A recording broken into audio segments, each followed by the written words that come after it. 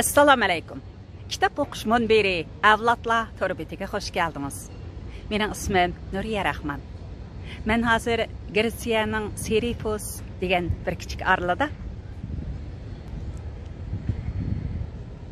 bir ikki kundan beri bu orolni aylanib, nihoyatda chiroyli, go'zal manzaralarni ko'rdim.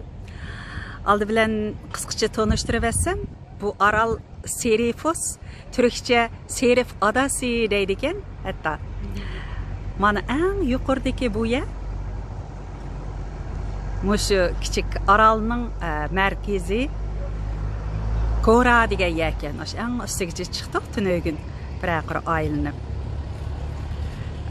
Maydoni, yer maydoni 75 kvadrat kilometr keladi ekan, 1500 ga yaqin aholisi bor ekan. Bu yer yaqinqi bir necha yildan beri turistlarni yaxshi ko'rib keladigan yerlarning birisiga aylanibdi. Sababi bu yer o'zininki an'anaviy yashash, turmush odatlarini saqlab qolgan bo'lg'ashqa sayohatchilarning diqqatini tortadi ekan. Ama hozirgi vaqtda sayohatchilar bek ko'p yo'q ekan, shunga qo'dan chiqqicha xotirjam aylanib ko'rdik. Bu bir ikki kun jarayonida ko'rgan ba'zi yerlarimni, chiroyli ko'rganlarimni biroz videoga tortib tayyorladim. Oldi bilan shuningdan baharlangaysizlar.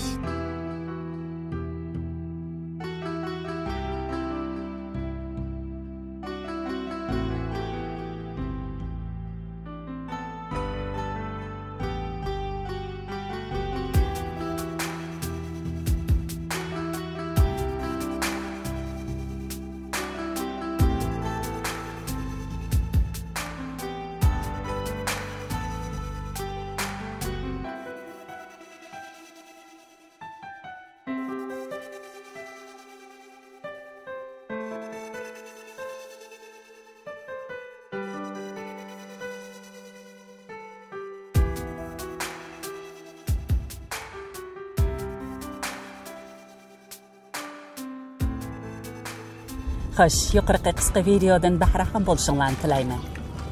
Hozir Ahad Turdining Sarsam ruh nomli romanini o'qishni davomlashtiramiz. 3.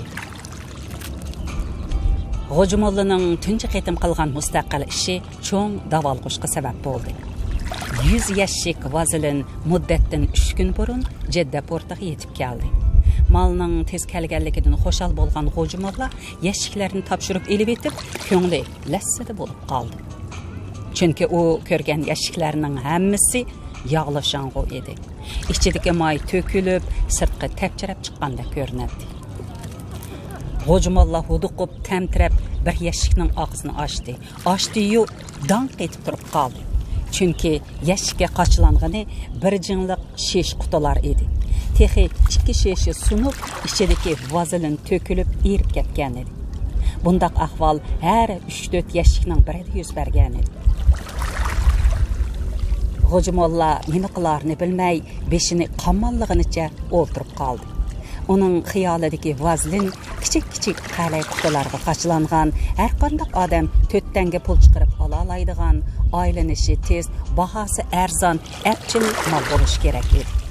Lekin hozir G'o'jimollaning oldida turg'ini har birisiga bir jingdan vazelin qachlangan, yo'g'an va churuk shesh qutilar edi.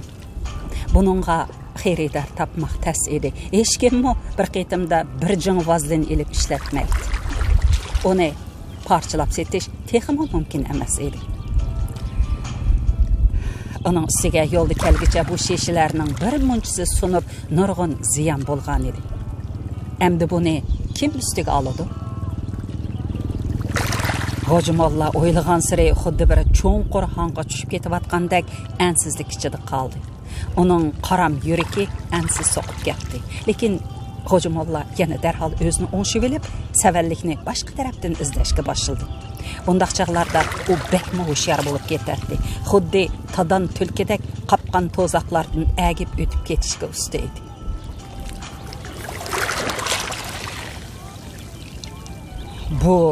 Bu cho'qim italiyalik ahmoqlarning qilgan ishi, deb o'yladi u ishonch bilan. Bular malni xato qachilgan, bo'lmasa vazelin deganni jinglab sotadigan ish nada? G'o'jimolla shu xiyol bilan Akbarga xabar berdi. Akbar shu kunlar jiddiga keldi. Malni ko'rib arvohi ushdi. Keyin Italiya shirkatiga berib, to'xtamni ko'rib edi. Hamma ish ayon bo'ldi. Chatoq G'o'jimolla dedi. To'xtamda cho'ng qutuluq deb yozilgan edi. Cho'ng qutuluq vazellarning hammasi bizda bir jinliq shesh qutilarga qochilindi, deb tushundirdi Italiya shirkatining bir xodimi. Men bu nadim bilay ukam, deb zorlashga boshladi G'o'jimolla. Vazelin deganning cho'ng shesh qutilarga qochilindiganligini zodil o'ylamabdiman. Uning ustiga bu sho'r qurg'ur ingliz xatni sangramabdiman. Meni qarib esibdi, nasib esibdi. Akbarning qattiq achchig'i keldi. Shu yerda G'o'jimollaga koyib satlab ketdi. Siz bizni vayron qilaydamsiz? Yuragingiz nimanda qari sizning? Bu oz pulmi? Bunaga kim javob qiladi? Men sizning azaldan ola ko'ngilligingizni bilatdim, lekin ko'zingizdagi yoshqa, og'zingizdagi chiroyli gapga ishinib ketibdimi? Sizning niyatingiz bek yomonkan. Akbarning mana bugun umrida tunji qidim o'zidan cho'ng odamga qattiq tegishi edi. O deydiganni deb bo'lib G'o'jimollaga qaradi. G'o'jimolla bir chetda beshini selib umchiyib, bichor qiyofada o'tiradi. Buni ko'rib Akbarning yana ichi og'rigandek bo'ldi va o'zining sal-pal chekini oshirib atganligini his qildi-yu, lekin levilni tishlab indamadi. Chunki hozir uning qiyin edi. G'o'jimollaning shirkatda ishlashiga Musodanqon allaqachon norozilik bildirgan edi. Ammo u chaqda Akbar necha vaqtdan beri musofirchilikning dardini hammamiz yetib tortdik. G'o'jimolla qeriganda kishining yurtida xarzar bo'lib yursa, bizga yaxshi bo'lmaydi. G'ayribning beshini g'ayrib silmay kim silaydi, deb uni tasdiqoyib qilgan edi. Mana endi bu ishning chiqishi bilan ularning og'zini kim to'sib qola oladi? Degandek G'o'jimollani ayblaydigan gap so'zlar taraf-tarafdan aqvoldaqdek etilib chiqishga boshladi. U yoshlikni bilmaydigan tozimi insofsiz bir demak ekan. Uning aslida niyati buzuq. Hamma ziyonni to'lasin. nemisini töyleydi o but kalendari. Bir neçə gündən beri Xo'jamolla açıq yutub və ayni doğru yegan beliqdək mast alas holatda o'tdi. Ayığı astidagi daq yer onunğa xuddi lumshib turgan sozliqdek bilinadi. Chunki uning beshi garanshib, putlari lakaslab qolgan edi. Ma aptapdı ko'zim bekning botib birak. Qosh ko'zoynak taqab o'qib beray ya.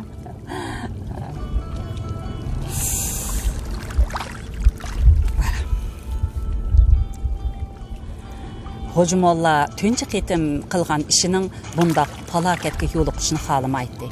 Qarmoqqa oddiy bir savdo bo'lgan bilan, lekin bu uning shirkatdagi o'rniga, obro'yiga va kelgusi istiqboliga munosabatli cho'ng ish edi. Shunga Xo'jamolla azoblanadi, hasrat chekatdi va o'ylaydi. O'ylash uningga asta-asta aql berdi. Aql onun fikir yollarını içiverdi. Ahir Xo'jamolla bu qiyin o'tkaldan o'tishning apchil bir chorasini tepib chiqdi. Bu chora bo'yicha bo'lganda ziyonning o'rnini to'ldirib olg'ili, hech bo'lmaganda ketgan pulning dirini undirib olg'ili bo'ladi. Xo'jamolla o'ylab topgan chorasini Akbarga tafsiliy tushuntirdi. Ukam, bo'lg'uliq bo'ldi, lekin qarab o'ltirsak ish bitmaydi. Mening kallamga bir aql kelib atidi. Biz aşı şirketga 2000 dona kichik qalay quti zakaz qilaylik. Buningga ko'p pul ketmaydi. Bu pulni mening ish haqimdan chiqaraylik. Qutilar kelgandan keyin shishilardagi barliq vazelinni cho'ng dashqazonga to'kib eritaylik.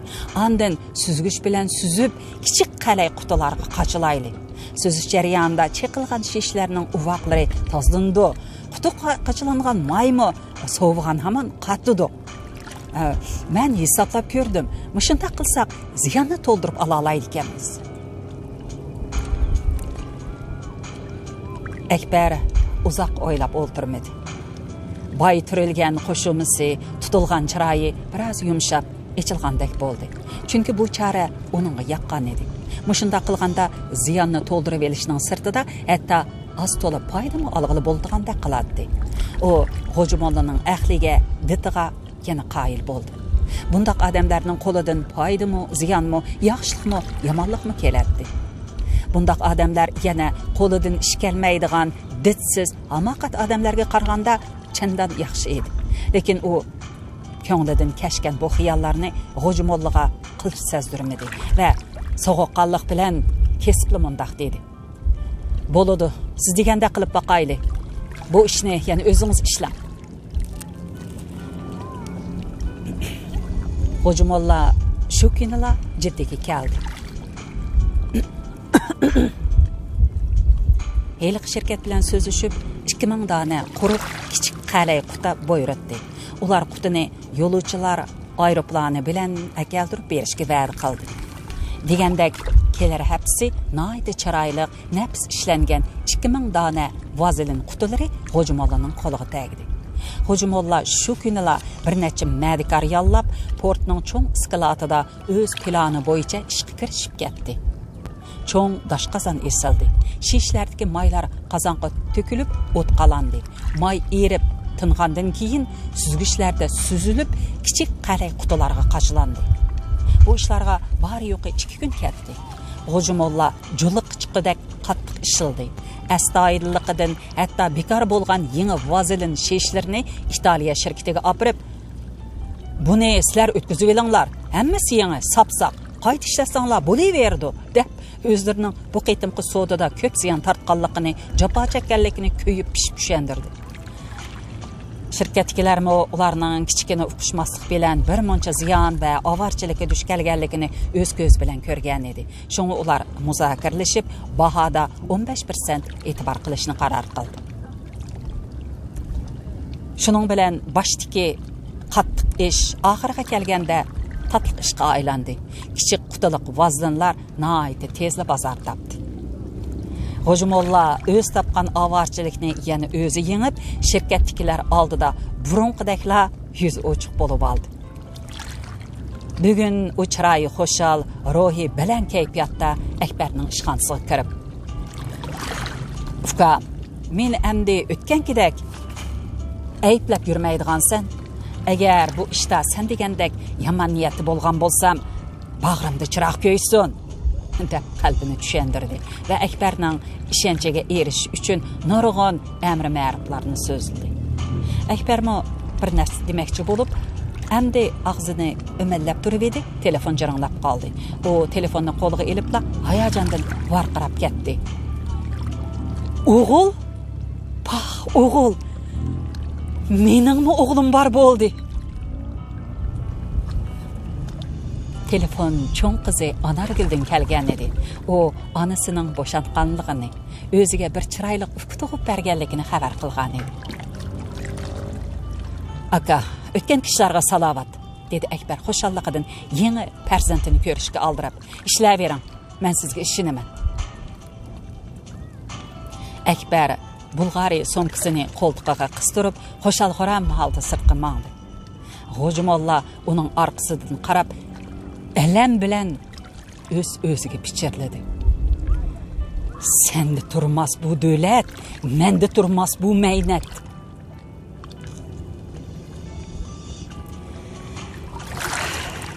Akbarning bir juft qizi Anargul bilan Ipargul chiroyli, aqlli cho'ng bo'lib atadi. Anargul 2 yilning oldida, Ipargul bu yil maktabga kirgan edi. Ular arab bolalari bilan birga o'qiydi. Tilimi, yoziqimi arabcha chiqqan edi. Lekin Akbar ularga har kuni kashda 2 soat ona til tarbiyasini beradi. Uyda hammaylanga Uyg'urchadan boshqa tilda so'zlashga ruxsat qilinmaydi. Bu uning oila nizomi edi. Odam o'z xalqining tarixini, tilini bilmasa, o'z ajdodlari haqida yozilgan kütük obidlarni o'qiy olmasa, u xuddi o'rmonlikda adashib yurgan maymunga o'xshab qolmamdi. Ona tilmi vatanga o'xshash muqaddas. Vatan tuprog'idagi har bir tüp gulning, har bir moyisining, har bir giyohning, har bir quruq qo'ng'izning, har bir uchar qushning, har bir tog' bog'ning ana shu ona tilda ataladigan nomi bor. U narsalar faqat shu ona til bilan ulug', ona til bilan go'zal, ona til bilan yaqinlik tuyuladi. Va kishilar qalbiga avloddan avlod shu ona til bilan o'rnab qoladi. Akbarning nazarida dunyoda ona tilning o'rnini basalaydigan ikkinchi bir til yo'q edi. Şoňa o öz pushtidan bo'lgan balalarning öz ona tilini bilmasligini cho'ng gunoh deb hisoblaydi. Akbarning 2 qizi garchi kichik bo'lsa-mu, mushu zamanda tug'ilib, mushu zamanda o'sayotgan bo'lsa-mu, lekin dadasining ko'ngildagini tushunib, o'zlari yo'ruq dunyoga ko'z ochganda ona deb eg'izlangan ona tilini nihoyat mehr bilan o'rgandi. Hozir ular 2 til, 2 yoziqni tang o'rganib cho'ng bo'lib atadi. Akbar qizlardan rozi ham xotirjam edi. Uni faqat bir o'g'il farzand ko'rish orzusila xotirjamsizlantirib yuradi. Bu uning qalbidagi eng cho'ng armon edi. Mana bugun Akbar bu arzu armoniga yetdi. 3 kundan keyin o'g'lining ismini yuragida uzoqdan beri saqlab kelgan shu e'tiborli til bilan atab Arman qo'ydi va uni tunji qitim qo'liga elib erkalatdi. Shu chaqda Akbarning ko'z oldiga ixtiyorsiz onasi keldi. O'z vaqtida onasimi uni ashundoq egiz ko'tirib erkalatgan, so'ygan va bag'riga bosgan bo'ldi. Onasi uni bakmi yaxshi ko'radi, e'tiborlaydi, azizlaydi. Akbarmo onasini dunyodagi eng go'zal, eng mehribon, eng tatli ona deb qaraydi. Xo'shallik ichida onasi ko'zi ko'rinib, hasratlik o'yg'ib atgan Akbar qachondir bir musofir hoji aytib bergan Shayx Mo'min Shirozi haqidagi bir rivoyatni esladi. Aytibdirlarki, İsmail Dabbas ismidagi bir kishi haj niyatida yo'lga chiqib, Shirazga ketdi. Bir masjidga kirsa, Shayx Mo'min Shirazi ko'nglikini yamab o'ltirganmish. İsmail Dabbas uningga salom berib, hol ahvol so'rabdi. Shayx Mo'min Shirazi salomni elib, "Nima maqsading bor?" debdi. İsmail Dabbas, "Haj qilish maqsadim bor" debdi. Shayx Mo'min yana so'rabdi. "Anang bormi?" "Anam bor" deb javob berdi İsmail Dabbas. Bu javobni anglagan Shayx Mo'min Shirazi qo'lidagi ko'nglakni bir chetga qo'yib debdi. "Anangning yeniga berib, shuning xizmatini qil." Lekin bu so'z İsmail Dabbasning quloqiga yoqmabdi. Buni sezgan Shayx Mo'min Shirazi yana mundaq debdi. "So'zim detingga yoqmadimi? Ey İsmail Dabbas, anglab tur. Men 50 martaba bosh oyg'am yalang birarmi hamroqsiz haj qildim. Mana shu hajlarimning savobini sana berdim. Sen anangning ko'ngil shodligini menga bergin. Hadisda jannat ana qadamlarining tegidir. Her kishi anasının qadamini so'yib xizmatini qilsa, shafqatning haqqini ado qilsa, o kishi jannatga yetadi deyiladi.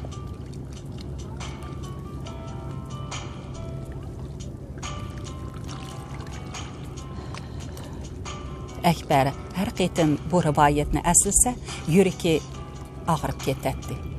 Bu qitim ham shundoq bo'ldi.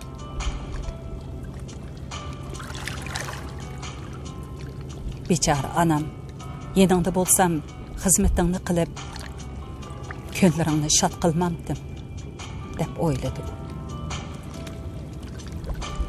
Akbarga onasining har bir harakati, ovozi, tiniqi, hatto shipirlab mang'an oyoq tivishimi tonish edi. U hamisha mana shu tonish ovoz, tonish harakat va tonish tivishni anglashga odatlanib qolgan edi. Shunga bundaq judoliq va bundaq oqibatning uningga bergan zarbasi, azobi alhaq ig'ir bo'lgan edi.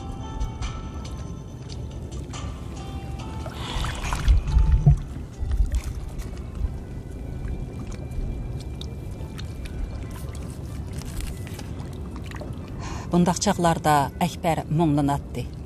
Judoliq dardida yuragi par bo'lib ketadi.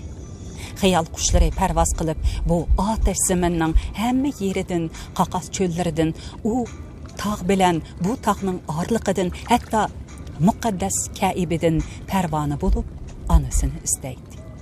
Ammo topolmaydi. Ötüp ketken balılık, ötüp ketken baxtli kunlar hamma yerda o'zining rahimsiz aslimalarni qoldirgan edi. Uzoq so'zilgan bundaq tuyuqsiz judoliq, kutilmagan ig'ir ayrilish, xuddi munbat tuproqda baraq sonlab o'sib atgan ziroatdek uning muhabbatini, sevginishini hamisha kuchaytib turadi. Bundaq chaqlarda uning muңlangan, sevginish, hijron dardida hasratga to'lgan yuragidan ajoyib ta'sirli so'z nazmlari urg'ib chiqadi. O'tdi bahar chaqlarim otash zaminda. Diyorimdan ayrildim dardu alamda. G'ayrib musafirman motamda g'amda. Sanoqsiz oq izlar çekemde.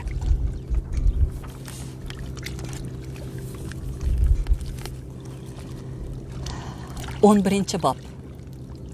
Ne desen anlamakan. Birinci. Atxan Mısır'dan top-toğra 10 yılda qaytib geldi. Bu arlıqda Akbarning bir qitim soda işi bilan Qahiraga berib, uning bilan bir necha kun billa bo'lganini hisobga olmaganda, ota bola ikkilan 10 yilgacha ikki qirg'oqda o'tirni hayvatlik sho'r daryo ayirib turgan ikki qit'ada yashadi. Atxan bu qitim mangulik qaytib kelgan edi. Uning endi Qahirada tartishqudak hech narsa qolmagan edi. Qaynotasi Mustafa Suyman kesal bilan olamdan o'tdi. Atxan nima uchun qaytib kelganligini ko'chilab so'ragan ba'zi gap onalarga ana shu bir eg'iz gapni aytdi. Qaynatam vafot bo'ldi. U odam bilan obdan chiqishib qolgan edi. Qaynatamdan ayrilgandan keyin turg'im kelmadi.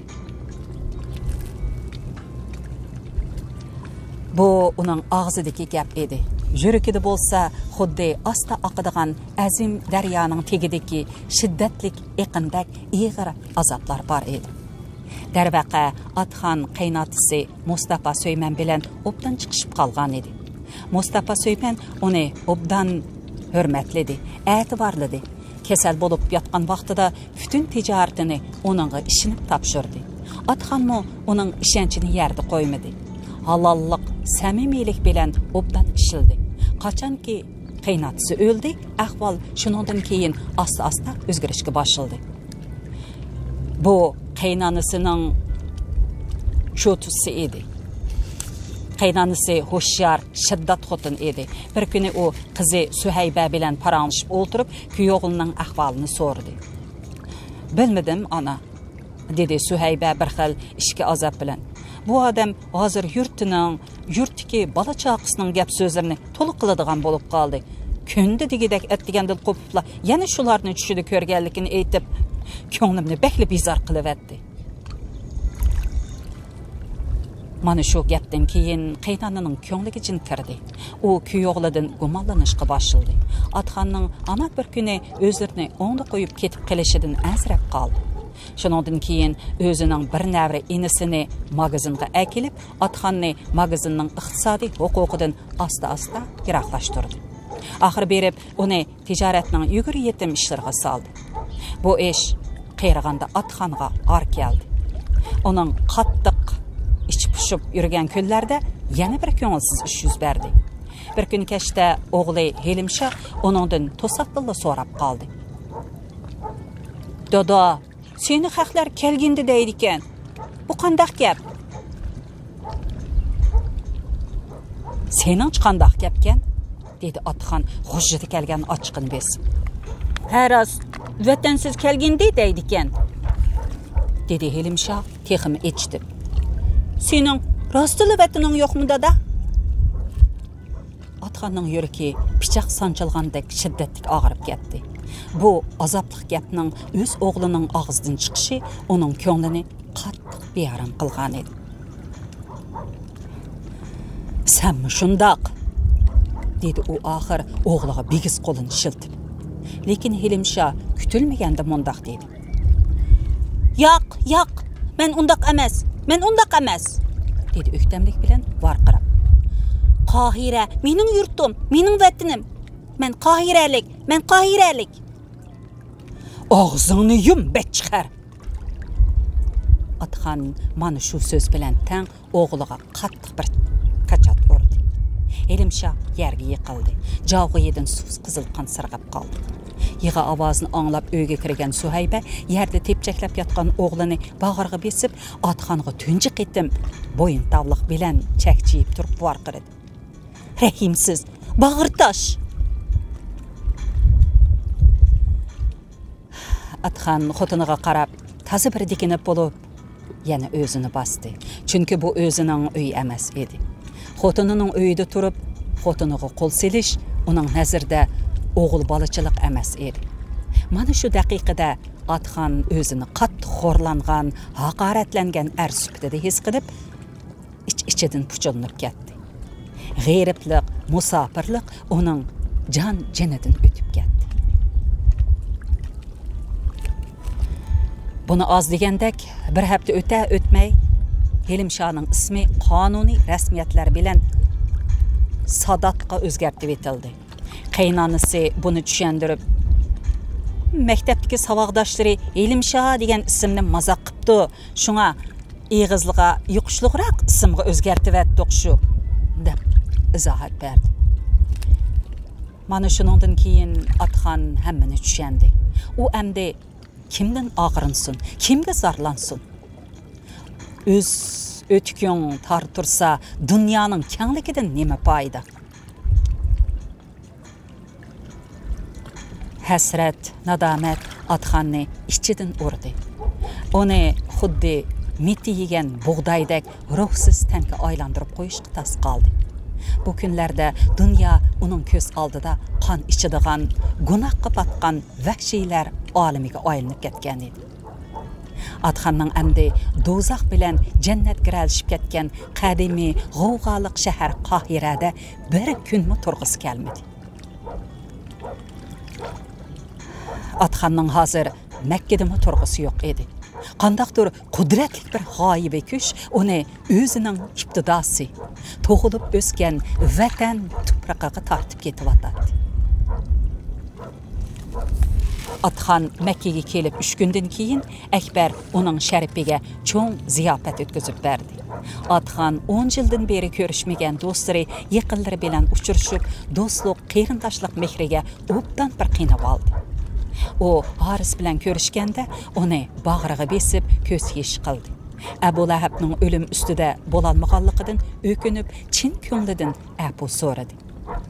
Әтсі Haris və Əkbər bilən Əbu Ləhəbnin tuproq beşiği çıxıb, qiyin günlərdə canğa əsqatqan bu qədinas dostunun ruhiga Quran oqub dua qıldı. Adxan texi G'ojimollu bilənmi görüşüb muңdaşdı. G'ojimolluның көз yeşi içində eytib bergen hayat sərgüzəştlərini anlap, onunğa iç ağırtdı. Esdaşlıq qıldı. Hətta axırda Həmmimiz dərd tartdıq, g'eyrib musafir bolduq. Bu mu Xudoning inoyati, taqdir peshonimiz. Endi Makkaga kelib elib, yaxshi qipla G'ojimolla. Bu yerda yurtdoshlar ko'p, qo'llariga qo'l, putlarga put bo'la olaydi, deb tasalli berdi. G'ojimollaning endi üzül kesil ko'ngli tindi. Özünün Ravalpindada qılğan məxfi şumluqlardan atabalı ikisinin bütünlay xəbərsizlikini bildi. Əmdi G'ojimolla bu sirni özü bilan billa məngülikə o dunyoga əkdələydi.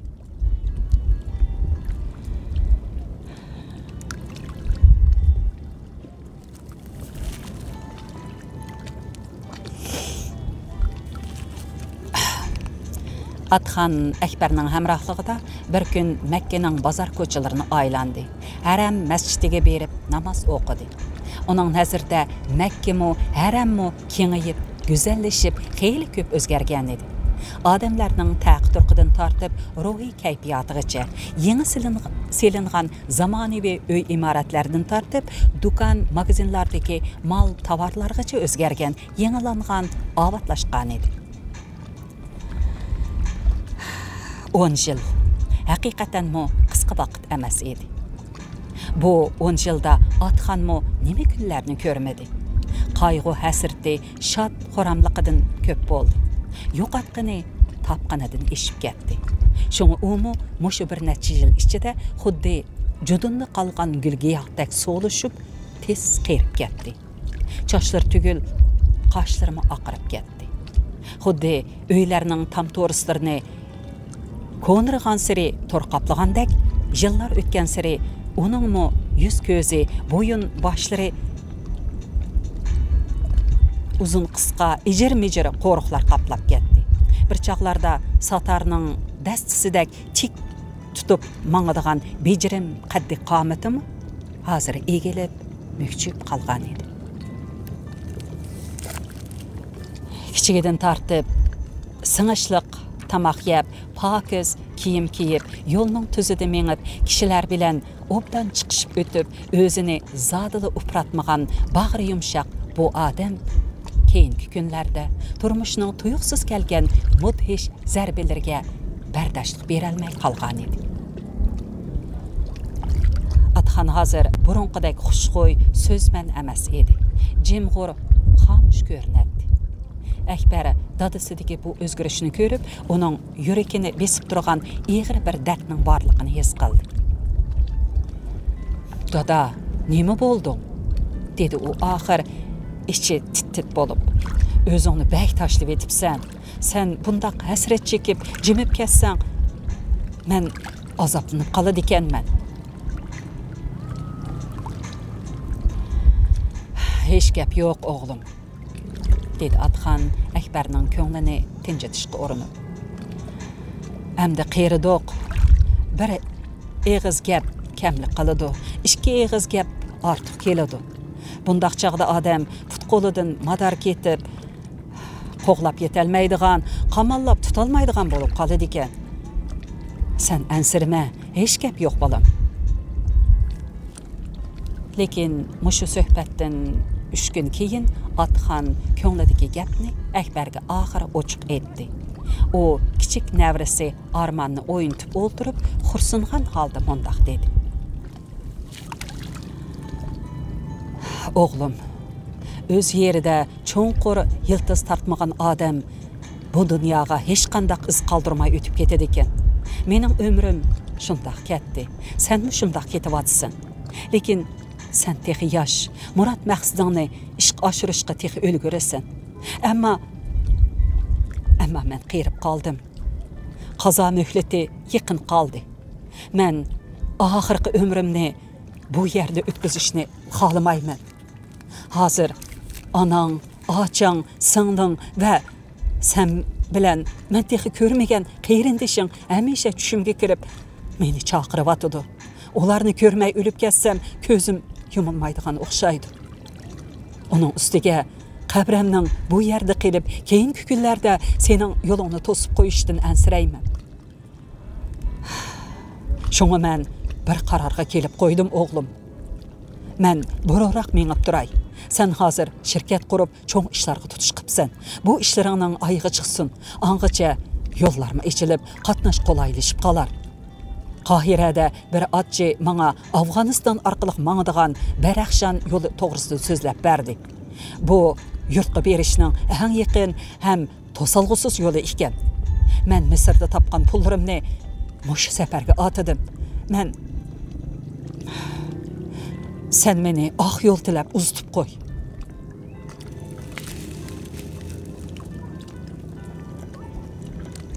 Hasrat nadamet bilen aytilib atkan bu sözlerde küçlük bir işki azapның barlığı görünüp duratdı. Akbar dadısının sözüdeki qat'iylikdin, iradidin onun bu yerden baş elip ketişke bütün vücudu bilen tayyorlanıp bolğanlığını düşendi. Dilni örtüp atkan bu facia ameliyatda Akbarga ortaq edi. Ama o dadısı aytqandek bu günlerde hamma narsani tashlab dadısı bilan birga ketishga amalsiz edi. Hozir Akbarning beshida 3 farzandlik, baxtlik bir oila bilan nurg'un pulliq cho'ng bir shirkat bor edi. Bu oila bilan bu shirkat Akbarning mushu zaminga tartgan hayotlik yiltizi edi. Shunga bu zaminmi hozir uningga o'xshashla suyumlik ham yiqimliq tuyuladi. Ana yurti onu to'g'ib o'stirgan bo'lsa, bu yer uni ar qildi. Akbarning yumran qanotlari mushu otash zaminda qatdi. Yillarning o'tishi bilan uning hayotlik yiltizi bu tuproqqa texmi cho'nqur, texmi keng qanot yaydi. Bu yıldızlardan yana yeni notlar o'sib chiqib, Akbarning hayotini kelajak bilan bog'ladi. Şoňa Akbar özünün bu qitim dadısı bilen birle maňatmaydyganlygyga tan berip, hasrat bilen levini çişildi. Amma dadysyny mı tosup qalmady. Gerçi dadysynyň ýoly Akbarnyň uzakdan beri oýlap ýürgen ýoly bolsa-mı, lekin o bu ýolda dadysydan bir neçe qadam keyin maňaşy mümkin edi. Şu söhbetden 10 gün keyin Atxan balaçaqa dost buraderleri bilen hoşlaşıp Afganistan'a qarap mağdı. Akbar onu ciddigiçe uztup koydu.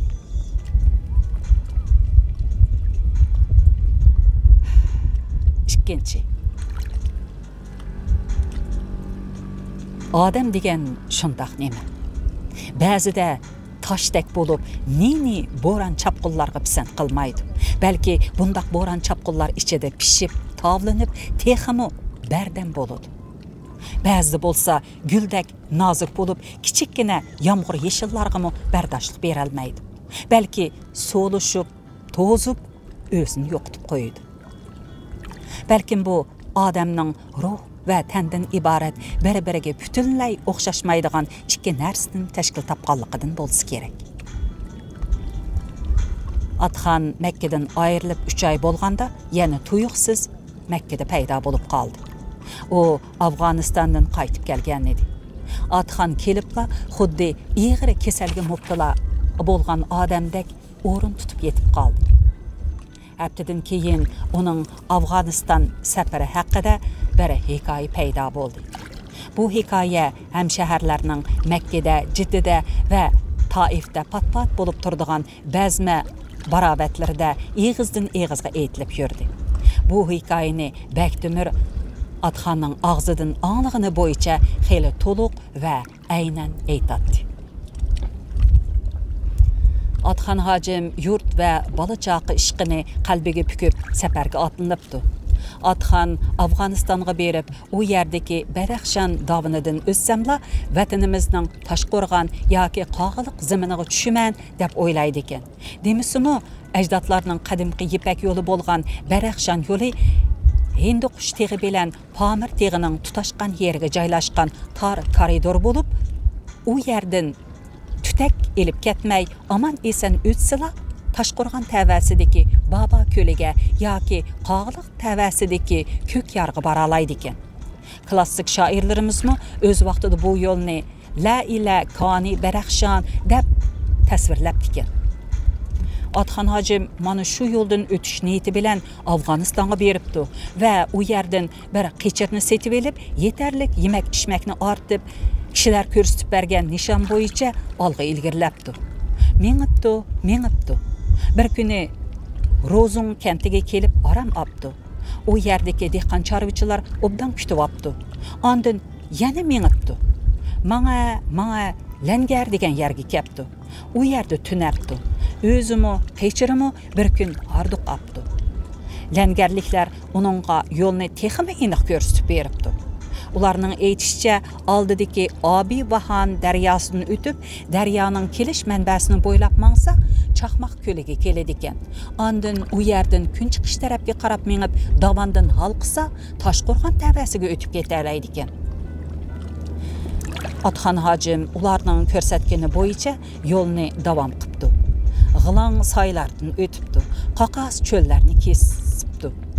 Issiq kuyibdi, shamolda qaqjirabdi. Ashundaq mengib bir necha kundan keyin Abi Vahan daryosidan o'tibdi. Chaqmoq ko'liga kelibdi. U yerdan kun chiqish tarafga qarab yana mengibdi. Manga Badaxshon yo'liga yiqilishibdi. Tog' ustidagi tor koridorni yiroqdan ko'ribdi. Yuraklari o'ynab ketibdi. Go'yo yurtining yiqimliq havosi dimig'iga urilgandek harg'in jismi jonlanib, kuchga to'lib, asta-asta davonga yamishqa boshlabdi. Shu chog'da kim bilsin, uning oldidan Afg'onistonning 2 nafar chegara qo'g'dash askari chiqib qopti. Ular Atxon hojimdan qattiq gumonlanibdi. Narsa keraklarni oqtiribdi. Uning gaplariga quloqmi solmay, qo'liga ko'yza, putiga kishan selib 2 kun ichida mashina bilan Kobulga elib kelibdi.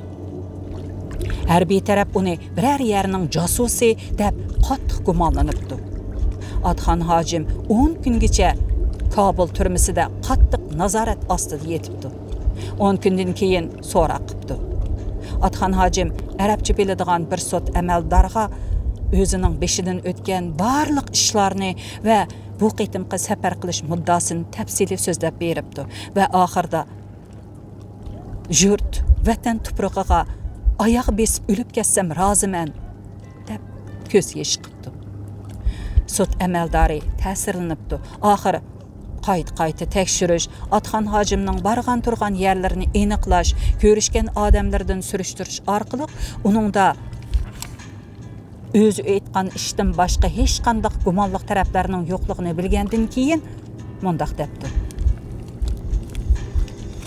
Siz jahonning ishlaridan bakma xabarsiz qapsiz. Badaxshon yo'li degan qachonqi yo'l u? U yo'l allaqachon o'zining vazifasini ado qilib bo'lgan. Hozir u yerdan savdo karvonlarimi, yo'lovchilarmi o'tmaydi. U yerda davlat chegarasi bor. Qonunsiz o'tganlar jazoga tortiladi. Sizning ko'nglingizni tushundik. Ammo xiyolingiz bak musaddiq ekan. Agar siz vatanimga qaytaman deydi ekansiz, faqat ikkili yo'l bilan qayta olasiz. Birsi paraxod yoki aeroplan bilan Shanganga tushib, u yerdan Janubiy Jungo orqali yurtga berish. Yana biri Moskva orqali Ulan-Batorga berib, shu yerdan vatan zaminiga kirish. Buningga az deganda 30 tilla pul ketadi. Bir muncha chegara rasmiyatlarini bejarsiz. Paraxod, aeroplan, mashinalarga o'tirsiz. Bu gaplarni anglab, Atxan hojimning beshidan tuti chiqib ketibdi. Yanada qolgan pul 7 tillaga yetmaydi ekan. Pulning kari chog'liq, topqili bo'lar, lekin bir muncha davlatlarga kirish rasmiyatlarini bejargili bo'lamdi yo'q. Buningga hech kim bir narsa deya olmaydi ekan. Bir muncha pul xashlab, bir muncha yo'llarni besib, bir yerlarga borganda ish aplashmasa, bundaq dard alamga odam qandoqmi chidasin? Atxan hojim qattiq umidsizlanibdi. Umidsizlik yurakini azoblabdi. Shundoq ulug' arzu tilaklar bilan bu yerga kelib, ming bir jafoda vatanning bo'sug'isiga kelganda, kutilmaganda bir zo'rliq kuch bilan orqaga qaytirilib, kelgan yeriga qaytib kelish uningga bekmi eg'ir ketdi. Bu ish Atxanning o'pkisini ichidan qaqqandek ochiq dard alamga mubtalo qildi. Shunga u Makkaga qaytib kelibla o'rin tutib yetib qoldi. Mana bu Atxanning bu qitimqi Afg'oniston safarida beshidan o'tgan haqiqiy kashmishlari edi. Uning yurt ishqi, oila muhabbatida bosgan qutlug' qadami ana shundoq hasrat, nadomat bilan oxirlashdi. Bu Atxanga ko'tirib qo'rquvsiz azob va saqaymas yurak og'riq akeldi. U yotqancha yenini yer tortib ketayotgandek, ruhiy va jismoniy jihatdan tangli ojizlashib ketdi. Akbara dadasidan ansirab, kunda necha qitim beshida parvona bo'lib cho'rgilaydi. O'g'lining jiddiylashib ketayotganligini ko'rgan ota parvosizlik bilan: "O'g'lim, mendan bak ansirab ketma", deydi uningga tasalli berib. Qiyrilikmi Xudoning inoyati ekan. So'ngaklarim churik, ko'zlarim nursiz bo'lib qoldi. Ammo ko'nglim hamisha farog'at tilaydi. U borgan sari judab, shuklab, yiltizi tig' yegan Layla qozoqdek noziklashib ketyapti.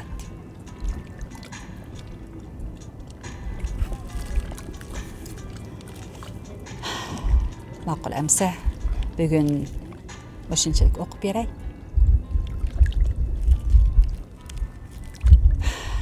Davomga diqqat bergaysiz. Aman bo'ling, xayr xush.